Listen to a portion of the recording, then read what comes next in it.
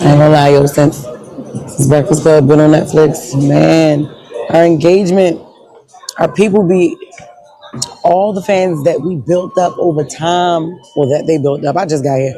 That they built up over time on YouTube. Oh my God, they feel neglected because Netflix was like, nope, we want all of it. Y'all can't have no other social media presence, none. So now we got to find other content to do that can go on our other platforms. But it's okay because Jess Hilarious got that in a bag, shorty. So make sure y'all tune into Jess's Thoughts.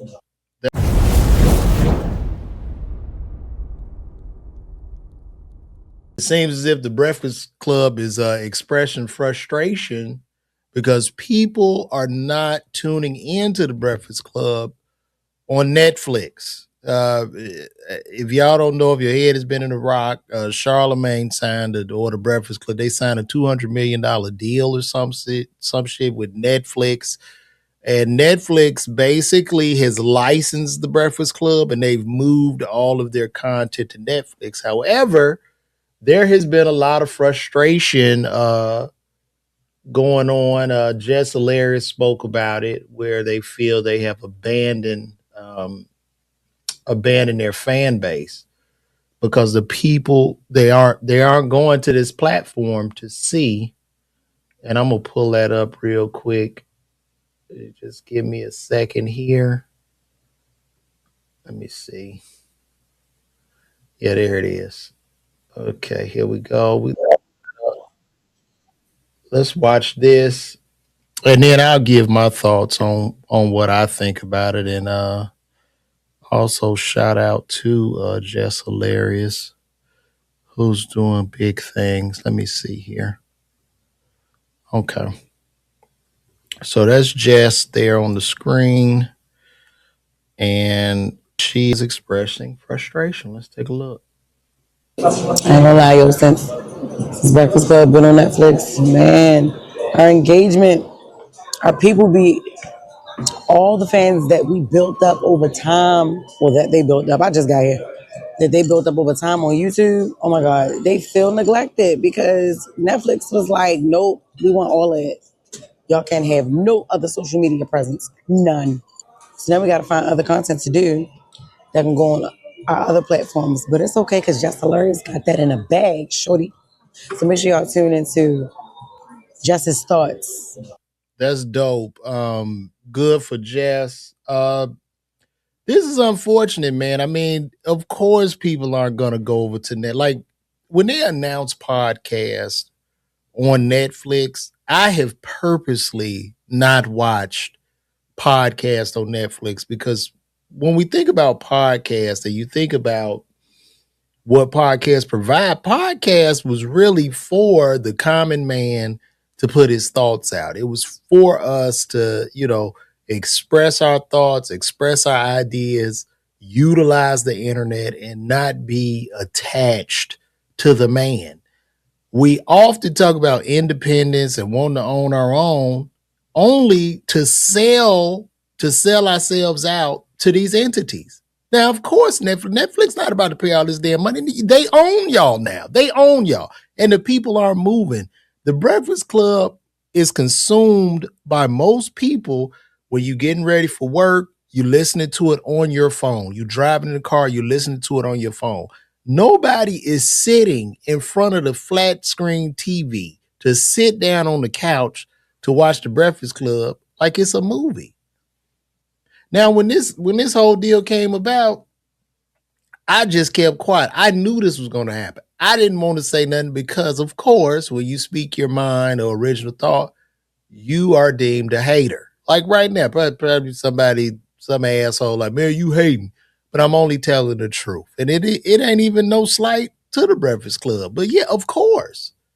But they created a great opportunity for other radio shows or podcasts or whatever to capture a lot of the fans in this space because they totally abandoned everybody on YouTube. They blew up on YouTube. We have to stop giving Netflix all this credibility. Fuck Netflix. No, I'm just keeping it funky. Like, you can build your own career. Don't build your career and be independent and then sell yourself out. Because once they give you that money, they own your ass. And even if it's a licensing deal, they own you for the 2 or 3 years that you're under that licensing deal. Especially in the comedy world, we give Netflix too much credibility. Netflix cannot compete with YouTube. The reason being is because YouTube, they don't pay creators. They partner with creators. So YouTube doesn't have, I don't know if they do, but they don't need to have a studio and pay a guy and pay it. No. YouTube is an open platform where you're able to build your own. Everybody's talking about building their own and being independent, but then you want to go run back to the industry.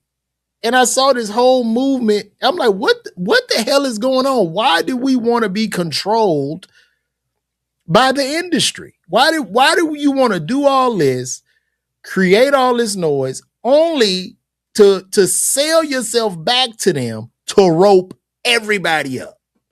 And I'm pretty sure Netflix like, this is a great deal because, you know, Charlemagne doing big things. He got the Black Effect Network and he's like a shepherd. So all the black people, all the blacks in media, wherever, will follow him and get behind this paywall. And guess what? We're controlled again. Why do you want to get off the plantation only to run back? So I will never in my life watch podcasts on Netflix. Never. And I don't even know why they thought this would work. Even when you look at the Joe Rogan Spotify deal, we saw that Joe was exclusive to Spotify only for like a year and popped right back up on YouTube. He's on YouTube and Spotify. He said, no, we're going to do it both because no platform has the reach of YouTube. And to the comedians out there that keep talking Netflix, in the last 10 years, we talking from 2016, no comic has even blown up through the industry like that. And if they are, they're controlled. Like everybody, you have to build your own table now. These corporate conglomerates are just banks that just want to buy you. That's it. They look at your ass as an asset or a commodity and they buy you off. So of course, Netflix not gonna let them do shit. No, and even when they go try, which like she said, she on here and she's gonna try to do her own thing, they're gonna come in again. It's gonna be a guy. It's gonna be a guy with a clipboard that comes in. Hey, Jess, and they do that passive aggressive shit in Hollywood. Hey, Jess, you know, I'm seeing you doing your own thing over on your page. You know, contractually, that's not good. We're going to need that too. So, yes, and even Charlemagne was talking about, y'all go on Netflix and watch us on the... Like, no. Put that shit back on YouTube where it belongs. That's where you built your fan base. And shout out to Ali Sadiq, who is paving the way. Ali Sadiq, Andrew Schultz, a lot of these guys, a lot of comics are paving their way. YouTube is 1,000 times bigger than Netflix. And you know how I know? Because most of these people, a lot of these comedians with these Netflix specials, they can't sell no tickets. That really shows you. You ain't selling no tickets. I'm not a huge ticket seller myself. Don't get it twisted. I'm working my way up. I'm building my own table. As I tell y'all every day, I'm going to sit here and build this table. And it's not pretty. So you're not going to see me with this big celebrity comic. I'm not going to be working for no nigga. I'm going to work for me. I will not be owned or controlled or some nigga call me, man, you should take that down. No. So it's weird. I think Charlemagne had spoke about it. Let me see if I can find that clip of Charlemagne speaking about people not watching. And look, while y'all watching this, man, get them tickets. Go to LeVarWalker.me. Get those tickets. I'll be at the New York City Winery, man. Y'all pull up on your boy. Charlemagne,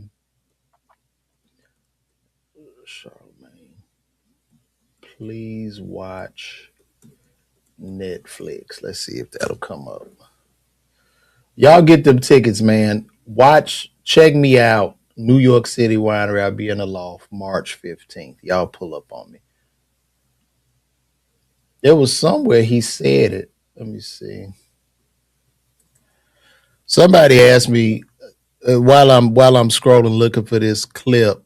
Do I watch other comedians? Not really. You know what I mean? Like I might watch a couple of my homies a little bit, but I try not to watch a lot of comics. I do watch Dave. You know what I mean? Like the comics I watch will be extreme outliers, like a Dave, a Burr, or if it's my friend and they like, yo, check me out. You know what I'm saying? I'll watch, but typically I'm not trying to watch a comic because when you watch other comedians, you're gonna pick up certain. It's not like you stealing, but if you, what happens is this: you can be impressioned, right? So if I don't try to listen to nobody's material, watch nobody because I don't want to sound like them. I don't want our thoughts the same. I don't want none of that shit. So I kind of stay away. I just go out on stage, go out on the road, and do my thing. I dive into that ocean and jump off a cliff, and I'm gonna give you a story. I'm gonna give you jokes. You're gonna get a punchline at every minute or so. You see what I'm saying? So I want to keep my own style. I'm not trying to be biting and sounding like nobody. And I really give jokes. I don't do a super long ass setup and I'm just talk. It's not a TED talk. So yeah. Let me see. I just saw that clip.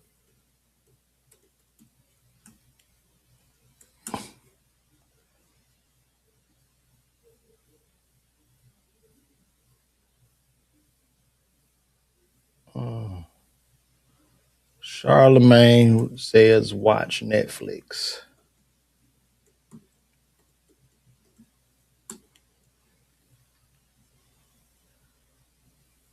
I keep pulling it up and I keep seeing myself, but I don't know. But I ask y'all this. Does seeing a comedian on Netflix, and y'all could come in and answer chat, but does seeing a comedian on Netflix, does that make you want to buy his ticket? Do you be like, oh man, the Netflix, I gotta buy the ticket? Or do you buy the comedian's ticket based on the relationship or the connection you feel you have with the comedian through social media, streaming, YouTube, and maybe you might see him do a couple of jokes and then you go into a rabbit hole? Which one is it? Because I think Netflix specials in the comedy world are nothing more than vanity metrics. And also, too, when it comes to a special, the only person to me that can do a special, the only person to me that can do a special is a Dave or a Burr, right? Like you have to be an extreme outlier comedian to even call it a special. Everything else to me are regulars. You're just putting out regulars, right? You putting out an album, but it's you know what I mean? It has to be, you know, this is a great thing. Too many black people seek white approval. That's true. We gotta always remember the white man's ice is not colder. I don't think the Breakfast Club is necessarily played out, but I do think they're losing a huge amount of market share. And if I'm a program director at any radio station, I am going to like adopt everything the Breakfast Club did, and I'm going to do it. Like right now is a prime time opportunity for radio stations across America to carbon copy the Breakfast Club on YouTube and make it happen. I found some good comedians work through Netflix, but the best and most raw, exactly. And the best comedian, the best and most raw comedians are not only on YouTube, but those are the comedians that are selling the tickets. Though that's who's selling the ticket. And I also want to talk about this too. And this is for any comics that are out there watching this right now, it's a message to you guys, because I'm seeing a lot of comics are frustrated right now because they see guys with big followings and internet presence, and what they're doing is like taking these guys clips or whatever and showing them bombing or what they perceive to be the person bombing, and they're posting it and they're going in on these guys. I'm gonna say this to the comics: you gotta put your blinders on. Number one, comedy is subjective. If the person and the times we live in now, people, if people are willing to pay $50 to watch you take a dump on stage, to watch you take a poop on stage, all right, who's to say that's not a great poop? You know, if the people are lined up and you're adding shows, right? And these people are like, oh my God, this guy took the greatest poop on stage. Who is to say it's not great? Because it's subjective. So to the comics, stop getting mad at these guys for selling tickets, because you're only mad about that. You can't even be mad at them. It seems you should be more mad at the consumer. But if you're mad at the consumer, now you're gonna isolate your fan base, because these are people that would have bought your ticket, but now you did not. So just stop. Just stop. Put your blinders on and just work, bro. That's all you can do. And while you working, get those tickets. I'm gonna be at the New York City Winery at the Loft, March 15th. So pull up on me. And also, too, guys, I got a lot going on, but I'm gonna keep rocking out and doing these daily podcasts and just building one brick at a time. Straight up. Straight up. Thank you, Jesse Cycles. I appreciate you for showing love, and thanks for the comments over there on YouTube. And shout out to everybody on YouTube. We had 86,000, almost 87,000 subs over there. So, you know, I appreciate you guys from the bottom of my heart. We had 86,778 subs.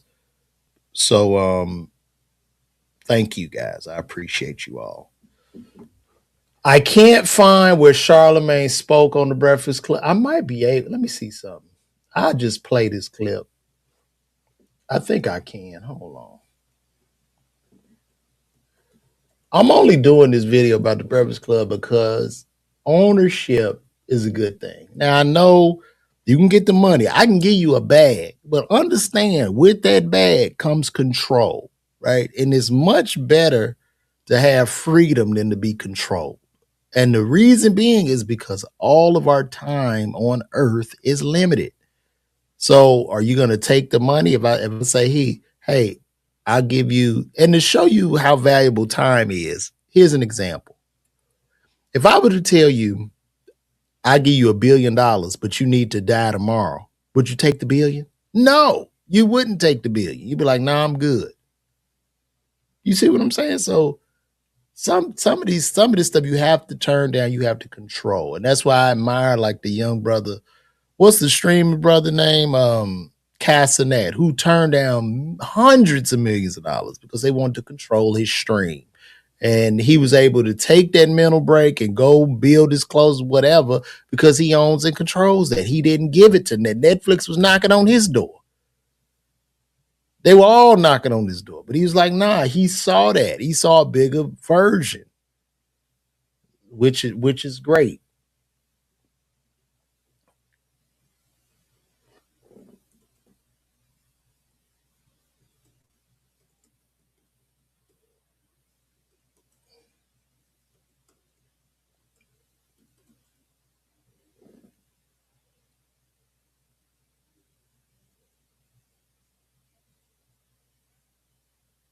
All right, I'm going to play this. I'm not going to pull it up, but look, check it out. Another clip, but we're on Netflix, man. Stop acting like y'all don't have motherfucking Netflix. I'm sick of y'all acting like y'all don't have Netflix. It actually disgusts me. If there was any other paywall, I would completely understand. Netflix been around just as long as the Breakfast Club. It's on everybody's remote controls. It's in hotel rooms. You got Netflix. Talk about, we ain't paying for Breakfast Club. You paid for Diddy Doc. You paid for Stranger Things. You paid to watch Jake Paul and Anthony Joshua. You know why you paid? Because you've been paying for Netflix for the last 15 years. It's not like, Breakfast Club is on there now, so now we charging you more money to watch. Just go to the podcast section, click on the podcast section, type in Breakfast Club, and everything be right there. Donkey of the day, the full interview, whatever you're looking for, the full episode. Go do it, man. Okay? Just change. That's all. It is so naive for people to think that human behavior, right? You have conditioned a human for 10 years to listen to Netflix on this phone, to get it for free, to get it when you like, to not go behind a paywall. You've built it up on the backs of all these people, and then you slap them in the face and say, enough, and you're going to come over here to this platform, and you're going to get behind this paywall to watch me. Just the unmitigated gall and the audacity for that is just insane to me, bro. It's insane. You had so much. And then one of the beautiful things about YouTube is if there's a clip, we typically share the clip. Like, oh, you want to show your wife, or you want to show the homies, or the clip will go in the group chat. And then everybody's talking about it. You can't share shit on Netflix because it's behind the paywall. This is silly. The reach of YouTube pales in comparison. The reach of Netflix pales in comparison to YouTube. It's insane. And then not only you got a shareability, but then y'all go on Twitter and TikTok and this and that and that. But now you got a guy with the clipboard who's over there oh no, we can't put that out. We got to say that. And they're not coming, man. They're not coming. It's not going to happen. So I'm guessing after this licensing agreement is over with, they will be back on YouTube. And Charlemagne, he spoke on that because you know what? The guy with the clipboard, he came in again and he goes, hey, guys, they do the passive aggressive shit. Guys, man, we've been looking at these numbers, guys, and the people just don't seem to be watching on Netflix. I don't know what's going on, but could you put a word out there, Charlemagne, buddy? And they patted him on the back. But people ain't going. And with him saying that, that's going to make people not watch it even more. That's going to make us not watch it even more. So I will move on. That was great. I'll move on. We're going to keep on going. I got a lot more I want to talk about.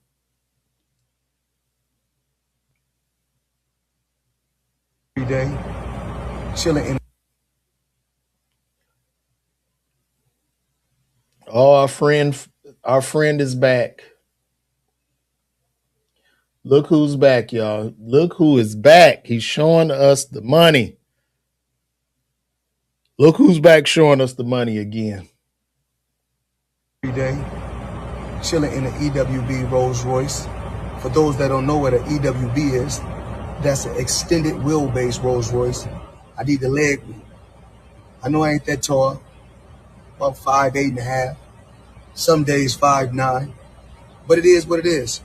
Chilling, sitting right here watching the Thriller in Manila, Ali versus Frazier documentary. Floyd, take the money and pay them people that you owe, bro. Come check it out. Go take both of them briefcases and pay off the leases in the building.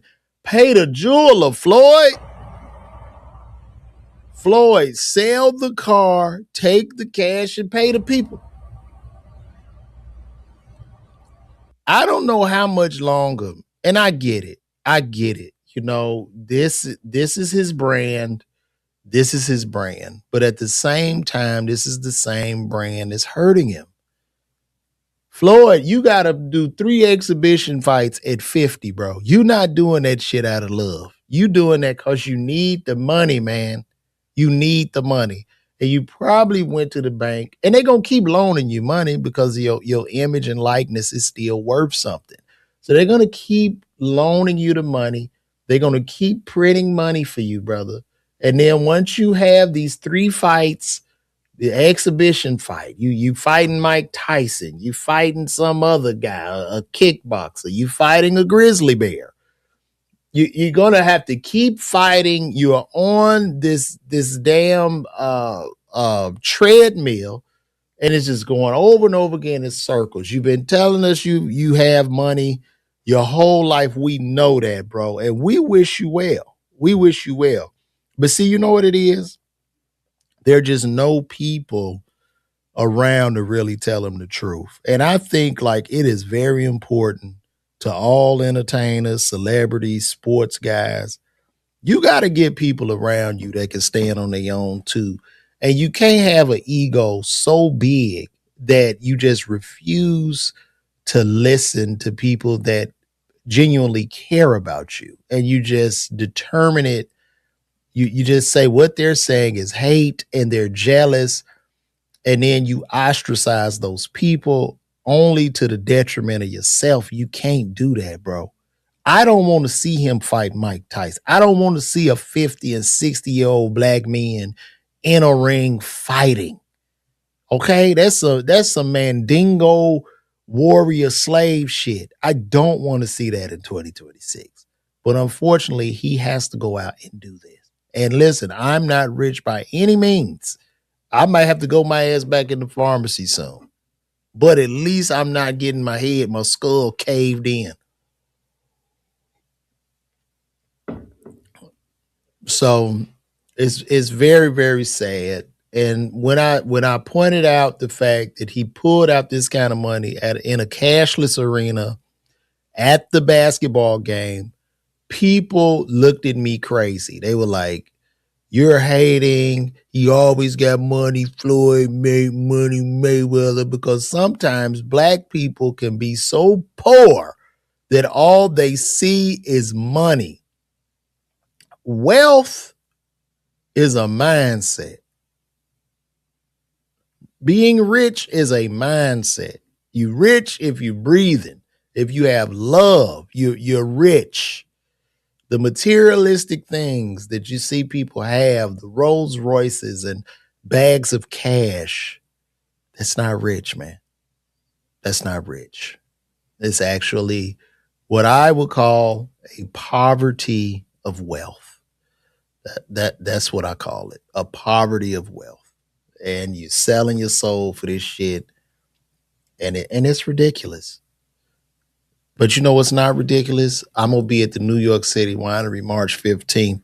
Y'all go and get those tickets because I don't just do a comedy show.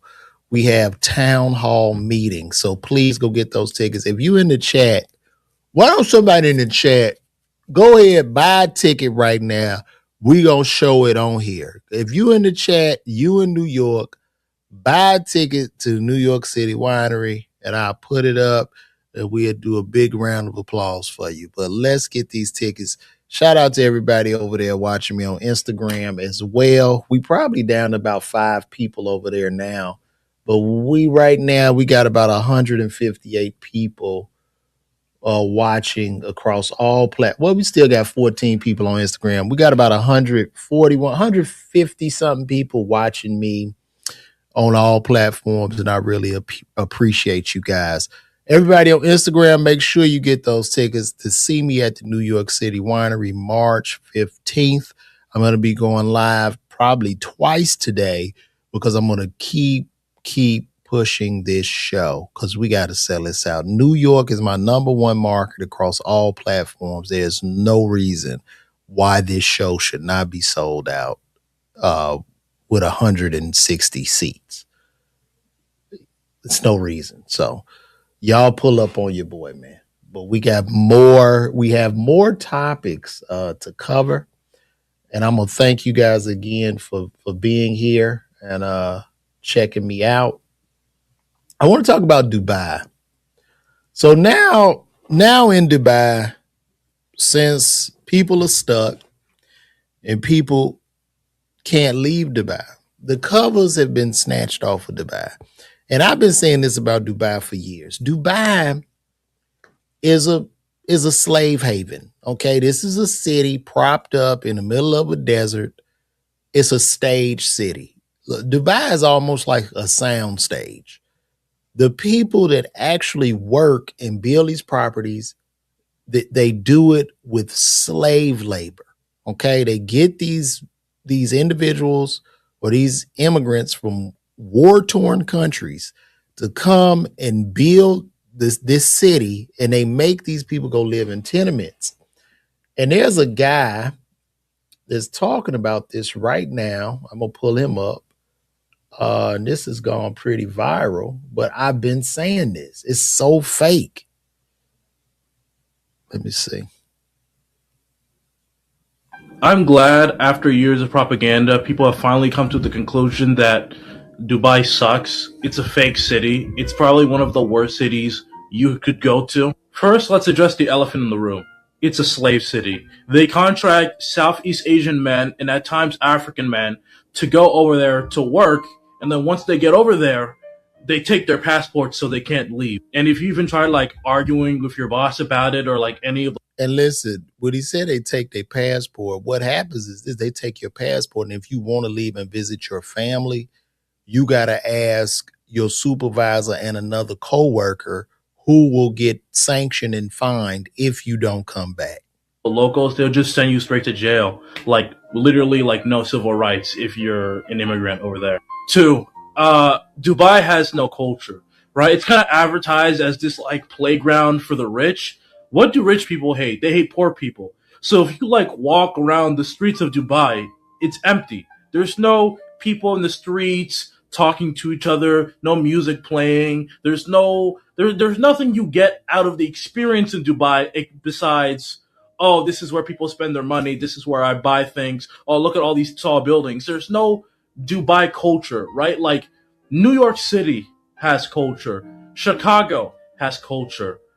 Tokyo has culture. Fuck, New Delhi has culture. Like, there's people walking around. You know what I mean? Like, all the people who work in Dubai don't live in the city. They live away from the city, and they all get paid like slave wages. My last point: there is like literally no reason for a woman to go to Dubai because there is someone there currently trying to figure out a way to sex traffic you. You fucking raise your voice at someone. You're wearing the wrong attire, someone lies and say they feel disrespected by your presence, dunzo. They're grabbing you, sending you to jail. Obviously, you're gonna like beg to be like, I don't want to go to jail in Dubai because foreigners get like life in prison for like no reason. They're like, oh, you don't want to go? Okay, well, you have to be my sex slave for the rest of your life, or else you go to prison. Or if you got like a homegirl saying like, oh, like I got invited by like this rich guy in this tower, we just gotta like hang out with them for a little bit. Do not listen to her. She's selling you out. Do not go to any rich person party in Dubai, man.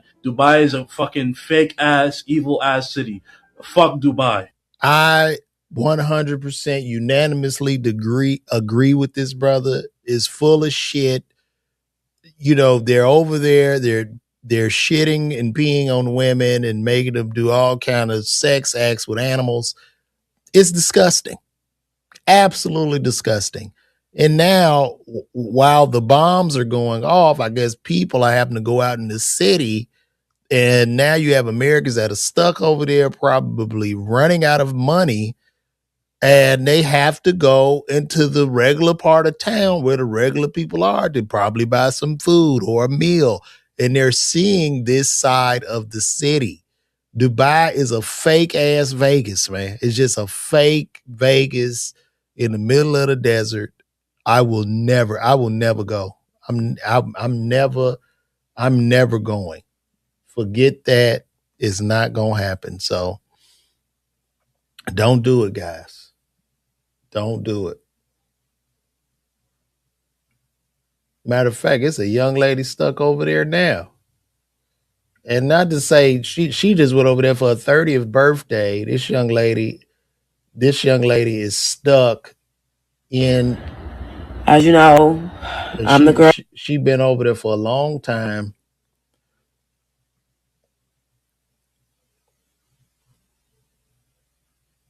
Hey y'all, As you know, I'm the girl that decided to spend her 30th birthday in Dubai.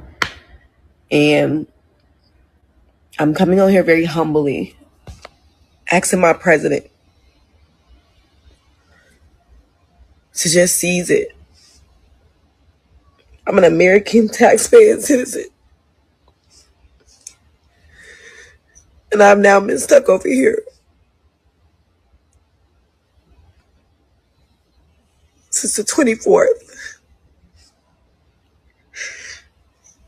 I've been blessed to be able to buy 3 different flights from 3 different airlines, and they've all been canceled. I don't know who this will reach. I don't know if it'll reach anyone. But I am not the person who gets on here like this. But I am desperate to get home to my family. So I'm asking, I'm pleading, please just, whoever can help us, please just help. And it's not even about the financial part. We just don't have a way out. Every time we try, This is unreal. People, this is so sad. it gets canceled. So I'm putting myself out here on the internet, as humble as I know how, to just get some help. Man, my prayers go out to this sister, man. I pray she gets back, but fuck Dubai, man. Like, for real. Like, you know, the zero taxes and no crime and all that shit. You know, it's a trap. Dubai is a fucking trap. That's all I got to say about it. I hope that sister gets back home, and I hope she's able. I hope she's returned expeditiously and able to come back and do what she does. That's very, very sad. Very, very sad.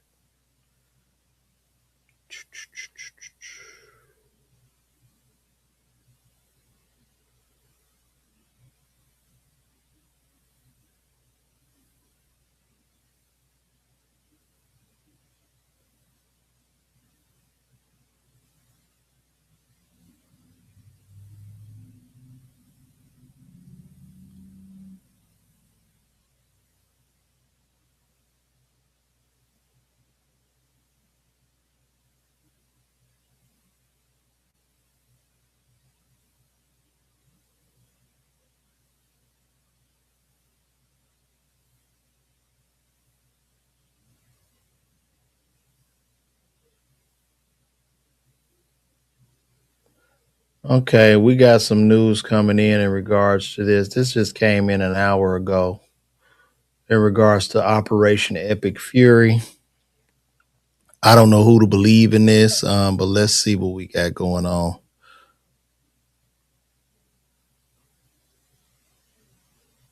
In a few days, in under a week, the 2 most powerful air forces in the world will have complete control of Iranian skies, uncontested airspace.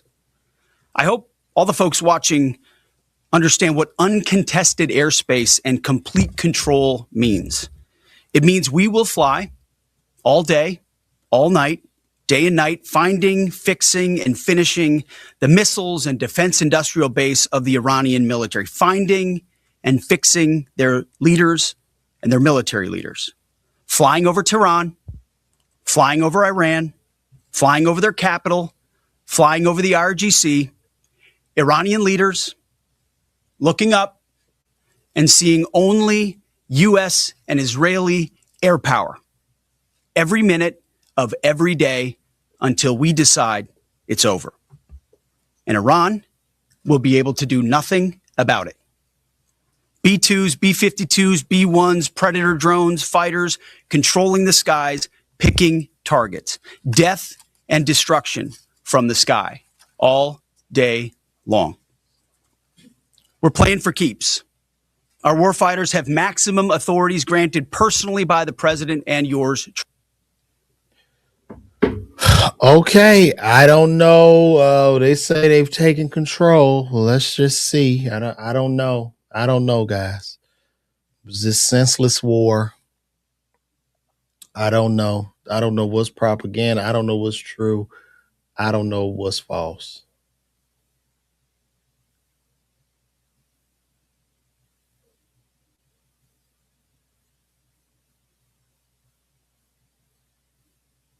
In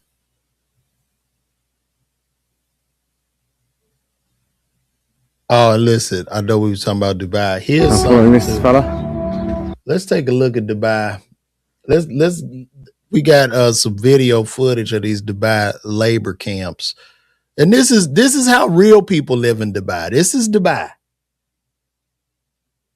Come with me whilst I explore the hidden side of Dubai that you never knew existed. So after a long day's work, all the labourers are getting dropped off back to their labour camps. So I'm following this fella to some labour camps. We're going to go to his house and see how these people live.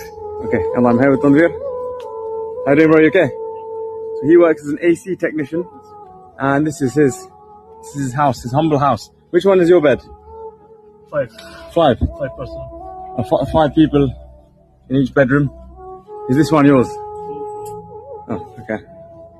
Oh, nice. So they got a fan, and you have AC's working, yeah? He's a technician. He'll fix it. So yeah, you got multiple people living here. It's a masjid. And how many people are living in this building? 10 block. 1 block. Yeah. They got 500 people living in there per block.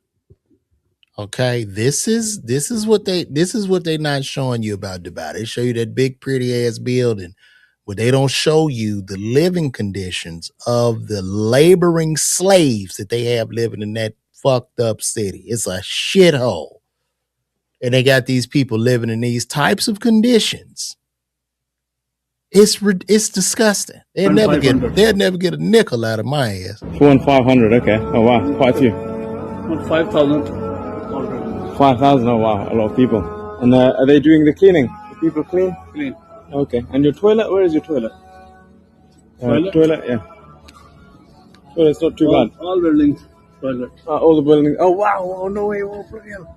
If you look down here, you can see how many buildings there are. Blocks and blocks. How many buildings? Yeah. 10 block, 9 block, 1 block. 10 blocks, yeah? Yes. Wow, man. So yeah, you can go on the end block, as you can see, like, it goes on forever, doesn't it? So thanks to the help of a few people that donated and my good friend Hussein, we managed to source food packs for some of the locals that lived there. So we've got 150 boxes. The people don't have food in that raggedy. Look at that. And right now we're struggling to get people in line.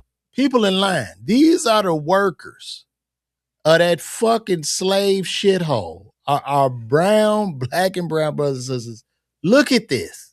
But you want to run your ass over there and take pictures in the gowns. In life, it's encounters like this that truly make you appreciate what you've been given. The fact of the matter is, if you were born into a thriving economy, which most of the people I know are, you're privileged and are given opportunities that most of the people in the world don't have. So instead of giving into your hedonistic urges and always wanting more in life, take the time to reflect on how lucky you really are. Yes, and don't go to Dubai. Fuck Dubai. I'm so glad I'm over here in America. I could never go now. They pull a video up and keep me over there if I go over there. I'm not going. It's not happening. That is so sad, bro.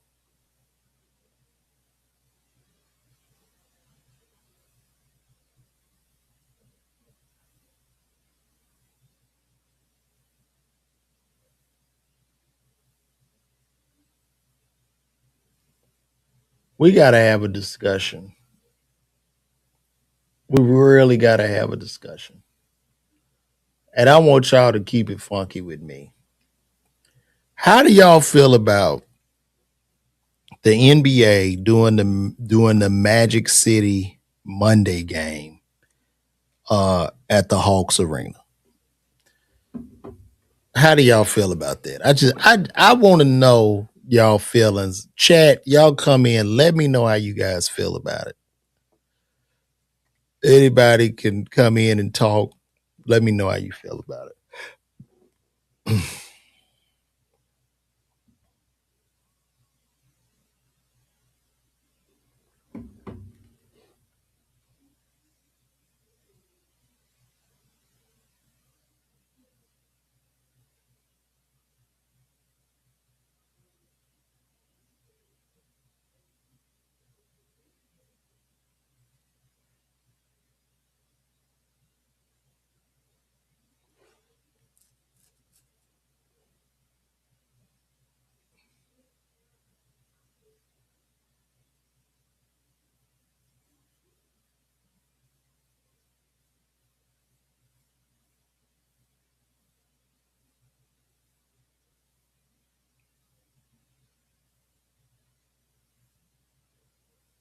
So you say the whole industry is going down? I'm gonna pull that up. Magic City.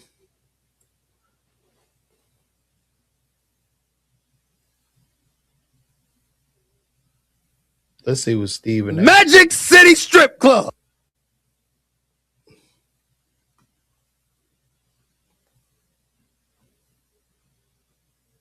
The Atlanta Hawks are planning a tribute night to Magic City Strip Club.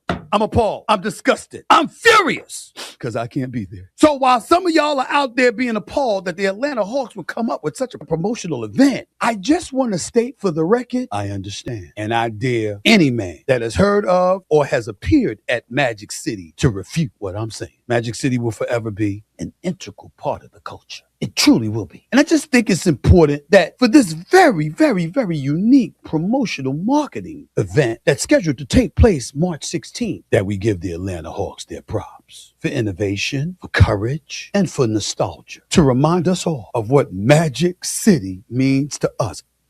You know, when it comes to Magic City, I fuck with Magic City. Shout out to Magic City. Magic City is a strip club. It's a staple in Atlanta's, not culture, but it's a staple in Atlanta's subculture. What surprises me about this is Stephen A. is the father of a young daughter. Now, I don't have a little girl. I got a son. I got a 10-year-old. If I'm to take my 10-year-old, let's just say if I have a daughter, if I got my 10-year-old daughter at the game and it's Magic City night, and my daughter looks at me dead, what's Magic City? Now I'm explaining to my daughter, oh, honey, that is a strip club where strippers go. That's where a lot of fatherless daughters go. And, it's so many things in Atlanta that could be celebrated on the scale of the NBA or the National Basketball Association, but I don't think this is it. And what's even more egregious is it's targeted directly, primarily to black people. It's targeted to blacks. You know what I'm saying? Like that's what's more egregious. You're not celebrating Club Cheetah. You're not celebrating the Pink Pony. You're not celebrating any of the white clubs. So you're targeting black people. And to me, looking deeper, they might as well have had a chicken and watermelon celebration. We're going to do chicken and watermelon to feed to these niggas. For black people not to be somewhat appalled by this, it really makes me raise an eyebrow. And I get it. It's cool. Magic City money has been a staple. It's been going down. I get that. But you celebrating it, which is a representation of us as a community of black people. So we're being pushed out as black, like in totality. Not just all black people. This is a representation of all of us. We're being grouped up. All the professionals in Atlanta, all the blacks that work hard, that have gone to school, that do right and go to church. This represents us on a world scale as the NBA for the world to see. It's so much bigger than Atlanta. But niggas want to hold hands and consistently complain about the white man while applauding this shit. I don't understand. I don't understand. Magic City should not be celebrated on an NBA level. I don't give a fuck. I'll say that. It just shouldn't be. It shouldn't be. You're targeting black people. They saying you niggas ain't shit. You have no morals, no values. You have nothing. And they throwing it out there like a fucking bone or something off a plate. And this is the same reason why a lot of black people have switched parties, because You want Cardi B. You know, the president go talk to Cardi B. They won't talk to Boosie and all these. It's dumb. It's dumb. Now, of course, when people see this video, I'm going to get called all kind of names. I'll be called a coon, and I'll be told I hate black people, which a lot of brothers have come to me to tell me that when I really love us more than you could ever imagine. But this is just the truth. It's fucking ridiculous. A place where women are exploited. This is where women are exploited. So the NBA goes, we're going to celebrate the exploitation of women, of strippers who clap their ass and show their titties. But at the same time, in the workspace, you better not compliment no woman here. You better not say nothing, ask them on a date, because that's your ass on the line. And then they take all your resources. So what is it? What is it? I have to just shake my head at the Hawks, man. This is dumb. This is dumb. What else do we celebrate after that? Niggas killing each other. We could celebrate crack. We could celebrate the selling of crack in the community. And baby mama. They should have baby mama day. And do-rag day. We keep reaching in the bottom of the barrel subculture where Atlanta is the birthplace of the civil rights movement.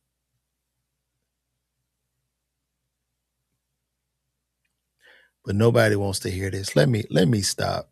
Let me stop having sense, man. I gotta stop. I gotta dumb down. That's why these tickets are slow, because I need to dumb down. I need to be on here. Yeah, y'all, what the fuck y'all look down around this motherfucker? I can't believe these motherfuckers. Like, that's literally what I need to be doing. Literally. Because nobody wants to hear these truths. And why they don't want to hear these truths, get those tickets. I'm going to be at the New York City Winery at the Loft March 15th. I will be there. Yes, I will, guys. We up to 152 people watching right now, which is great.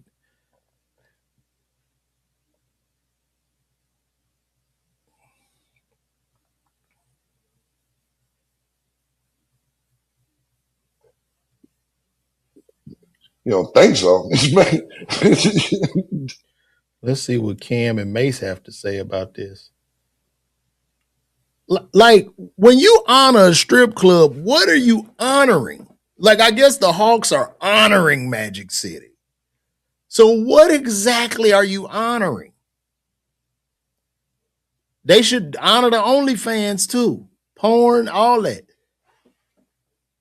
Let me see.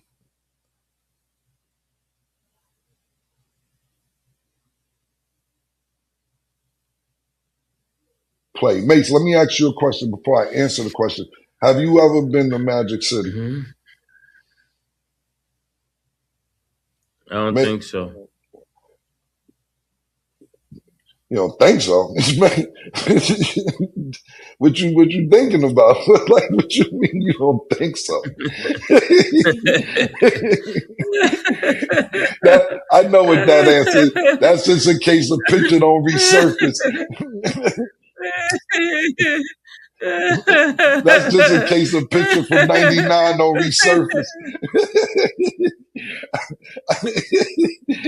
They don't want a picture from 98 to resurface. Yo, a nigga ever get on stand and say he don't think so.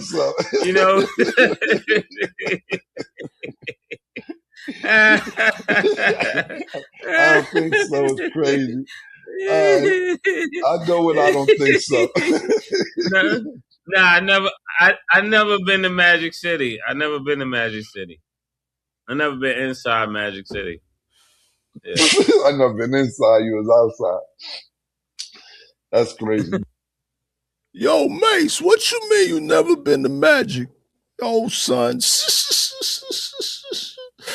I ain't never been to Magic City. I never been there. I don't know what you're talking about. Well, that's the stance people are taking. So I guess y'all can rock out at the game night. I'm sure Magic City Monday will be a night to remember. And it's what it is, man. It's what can you say? What can you say?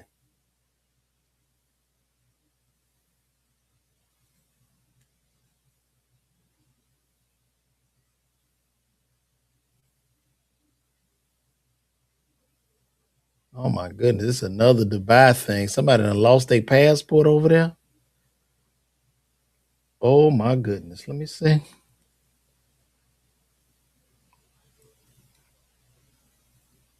I left my bag in my last taxi with my passport, a bunch of money in there. I'm not gonna say the amount, cash, some expensive cologne, and other items.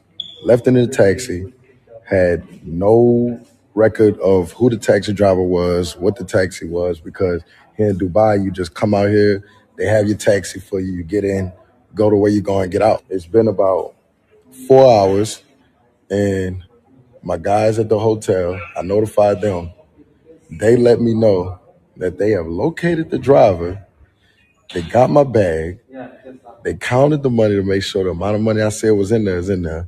My passport, all of my items in there. In the United States, y'all know how I get. You leave your stuff in the Uber with money, with items. You got 60 seconds before the next person get in there and say, ooh, look what I found. And that's how it was. I went to the counter. I'm like, look, bro, I left my stuff in there. And this is the other hotel. So the other hotel I was at where we was eating dinner at Carbone, they're like, just rest assured, nobody steals in Dubai. This is a federal taxi. My man Nadir got the bag for me. So this is everything. Made a damn spreadsheet with everything I said was in there. Passport, check, real estate closing. Y'all know we don't play. And the bag has been returned.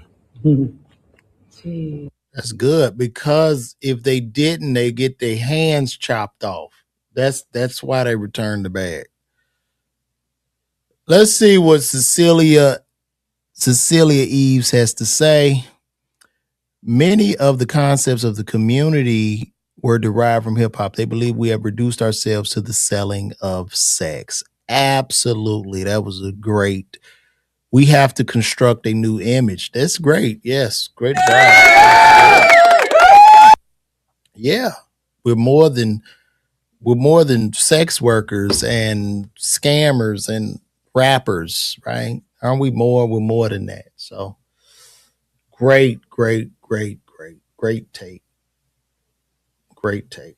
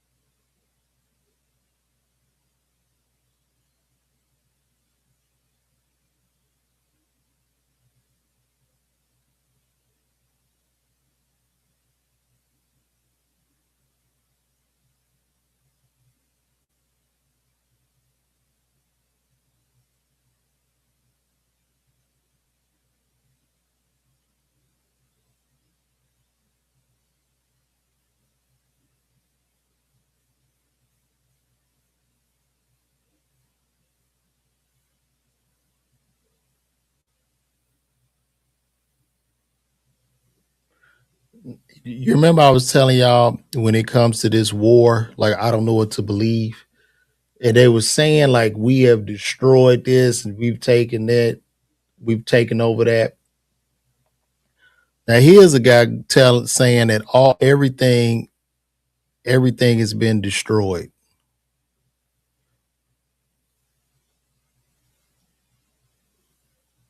China and Russia are sitting on the sidelines monitoring everything. They're in close touch with the government. They're providing satellite intelligence, which accounts for some of the tremendous successes, particularly in Israel and on our U.S. bases. All of our bases have been destroyed. Our harbor installations are destroyed. We're actually having to fall back on India and Indian ports, which are less than ideal. That's what the Navy says. And I think Iran, much to our disappointment, is faring very, very well. China and Russia are sitting on the sidelines monitoring everything. They're in close touch with the government. They're providing satellite intelligence, which accounts for some of the tremendous successes, particularly in Israel and on our U.S. bases. All of our bases have been destroyed. Our harbor installations are destroyed. We're actually having to fall back on India and Indian ports, which are less than ideal. That's what the Navy says. And I think Iran, much to our disappointment, is faring very, very well. So he's saying Iran is destroying the bases and that we're in trouble. So you don't even know who to believe during this war.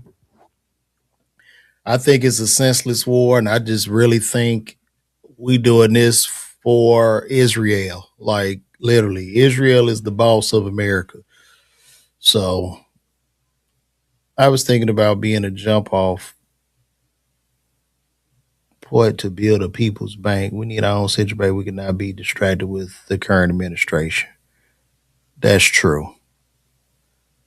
Good take. You giving good takes, Miss Eves Walker, Miss Cecilia. You doing that's really good. Really good. China and Russia are sitting on the sidelines. Really good takes.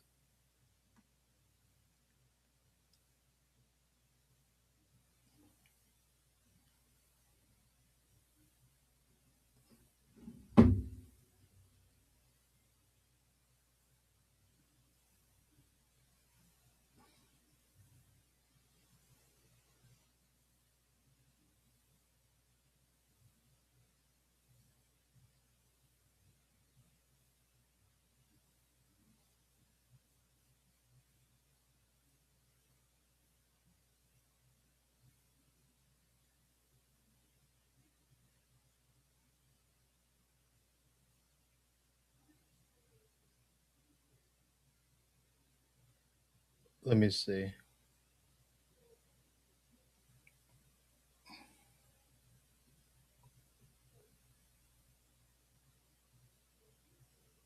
An NBA franchise is holding a joint promotional event with a strip club. They're even going to sell branded merch. I mean, how insane, and by insane, awesome is that? I mean, I know I couldn't believe it either. I couldn't believe it. When I saw that, I could not believe. I could not believe it. Like, what the hell took so long for that to happen? How has that not happened sooner? That's what I couldn't believe. Not that it was happening, but that it didn't happen sooner. Everybody else seems to be hung up in this debate about should they or shouldn't they hold a joint promotional event with a strip club. Not me, though. That's not what I'm hung up on. I'm hung up on the fact that this hasn't happened already because it's a stroke of marketing genius.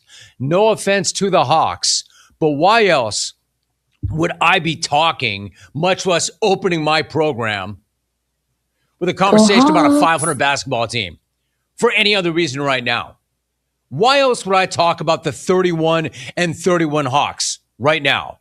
I mean, they traded their longtime franchise player this season. Is there really any other reason for me to talk about them? Is there really any other reason for the fans to shell out their hard-earned dough to show up on a Monday night in March? No, but there is now. There is now. And of course, nobody should be shocked to find out that there's been an immediate uptick in ticket sales. I'm definitely not shocked. Check it out. Yahoo Sports, quote, "The Hawks and Magic City are teaming up for the ultimate collab. The average list price rose 300% after the team's social media announcement." So the team corroborates that as well. The Hawks chief marketing officer told The Athletic, and I quote, "I don't think I've gotten as many requests for tickets to a game. I had people saying, hold a hoodie for me on the side." End of quote. Like the chief marketing officer who's been around for multiple playoff series, but this is the most in demand that he's ever seen for tickets. The most requests for tickets ever. You see, now that is a promotion. That's how you get asses in the seats. Yeah, you got them in the seats. Hey, well, that's what it is. It is what it is. Shout out to the Hawks, man.